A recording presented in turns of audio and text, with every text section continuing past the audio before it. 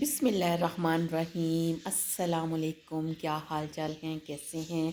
मैं उम्मीद करती हूँ कि आप बिल्कुल ठीक ठाक होंगे और सर्दी को खूब इंजॉय कर रहे होंगे। तो आज मैं अपने किचन में बना रही हूँ आलू की खीर। जी हाँ, ये बहुत ही यम्मी, बड़ी ही डिलीशियस खीर है। और जब आप इसे बनाएंगे तो फिर आप मुझे ज़रूर बताइएगा कि ये आपको खीर कैसी लगी। ये एक बड़ी ही मज़े की खीर होती है और सबकी फेवरेट होती है और बच्चे बड़े सभी शौक़ से खाते हैं। तो चलिए स्टार्ट करते हैं कि ये खीर कैसे बनती है। तो सबसे पहले मैंने फ्लेम को किया है ऑन और उसके ऊपर एक कढ़ाई रख के तो 1 लीटर दूध इसको बॉयल होने के लिए रख दिया है। जितनी देर में दूध बॉयल होता है उतनी देर में हम ये देखें, ये मैंने लिए थे हाफ़ के जी से थोड़े से कम ही हैं आलू, जिनको मैंने बॉयल कर लिए है। अब इसको मैं मैश कर रही हूँ। अब इनको बहुत अच्छे तरीके से मैश करना है। अब इतनी देर में दूध बॉयल हो चुका है। ये देखें, दूध बड़े अच्छे तरीके से बॉयल हो गया है। अब मैश किए हुए जो आलू है ना, वो हमने इस दूध के अंदर ऐड कर देने हैं। अब मैंने इनको ज़रा थोड़ा सा मोटा मोटा सा मैश किया। अब इसी मैशर के साथ मैं दूध के अंदर ही इनको खूब अच्छे तरीके से मैश करती जाऊंगी। हमने इनको बिल्कुल हलवे की तरह प्लेन करना है। ये खीर बहुत ही मज़े की बनती है और बहुत ही टेस्टी।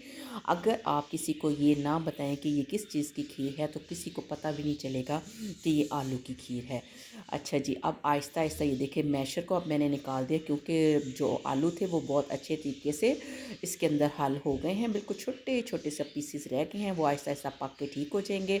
अब हमने इसको पकाना है, ये देखें, और इसको मीडियम लो फ्लेम पे पकाना है, जिस तरह हम दूसरी खीर वगैरह बनाते हैं। बिल्कुल इसी तरह हमने इसको हाई फ्लेम पे नहीं पकाना, क्योंकि इस तरह की चीज़ें लो फ्लेम पे पकाई जाएँ तो ज़्यादा अच्छी बनती हैं। अब इसके अंदर मैंने ऐड की हैं इलायची के दाने। मैंने 2 अदद इलायचियाँ ली थी। आप चाहें तो आप इनके अंदर इलायची का पाउडर भी ऐड कर सकते हैं। हम ये देखें, इसमें ये पकना शुरू हो गई है। अब इसके अंदर मैं ऐड कर रही हूँ खोया। अब खोया मैंने लिया है तकरीबन यानी कि हाफ़ छटांग से भी कम, क्योंकि हमारे पास दूध जितना है 1 लीटर, उस हिसाब से हम खोया भी उतना। अब खोया डाल के मैं इसको बिल्कुल इसी तरह गोल गोल घुमाऊंगी, ताकि ये जो इसकी गुठलियाँ ये टूट जाएं और ये दानेदार सा एक जो हमारे पास पेस्ट सी बन जाए। अब चीनी के बजाय हम इसके अंदर ऐड करेंगे कंडेंस्ड मिल्क, और ये मैंने लिया है 1 टिन। अब इससे जो आलू की खीर का टेस्ट है बहुत बहुत ही यम्मी बनेगा और बहुत ही टेस्टी, कि बस जब आप इसको बनाएंगे तो फिर आपका दिल करेगा कि आप बार बार बनाएं।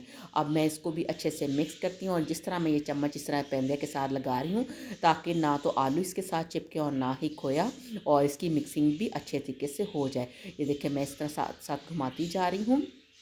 और अभी हमने इसको आहिस्ता आहिस्ता पकने के लिए छोड़ देना है, क्योंकि अभी ये इसकी थिकनेस हमें चाहिए। अब इसके अंदर ऐड कर रही हूँ बादाम। अगर आप कोई और नट्स भी इस्तेमाल करना चाहते हैं, जैसे पिस्ता, काजू, तो ये आपकी अपनी मर्ज़ी है। इस वजह से मेरे पास बादाम थे, मैंने बादाम ऐड कर दिए। अब मैं इसको फिर आहिस्ता आहिस्ता पकाना शुरू हो गई हूँ, ताकि जो हमारी आलू की खीर है वो ज़रा अच्छी सी यम्मी सी तैयार हो। और साथ साथ किनारों से भी साफ़ करती जा रही है। देखें, ये कितनी अच्छी सी इसकी शक्ल आती जा रही है। अब हमने उस वक्त तक पकाना है जब इसमें से बबल ना आने शुरू हो जाएं। बिल्कुल एक, ये देखें, माशाल्लाह माशाल्लाह, ज़बरदस्त सी बिल्कुल हलवाई स्टाइल की हमारी आलू की खीर तैयार हो रही है। अब ये देखें कि ये कितने ज़बरदस्त से इसमें बबल उठ रहे हैं, यानी कि हमारी जो खीर है वो ऑलमोस्ट डन है। लेकिन अभी अभी आपने कहीं नहीं जाना। अब आप ज़रा देखें कि मैं इसके साथ और क्या कर रही हूँ। अब मैं इसके चांदी के वर्क लगाऊंगी, और मेरी आलू की खीर तैयार हो गई है। आई होप कि आपको मेरी ये रेसिपी बहुत पसंद आई होगी। अगर आपको मेरी ये रेसिपी पसंद आई है तो इसे लाइक कीजिए, इसे शेयर कीजिए, मेरे चैनल को सब्सक्राइब कीजिए। मिलते हैं नई वीडियो के साथ, तब तक अपना रखिए ढेर सारा ख्याल। अल्लाह हाफिज़।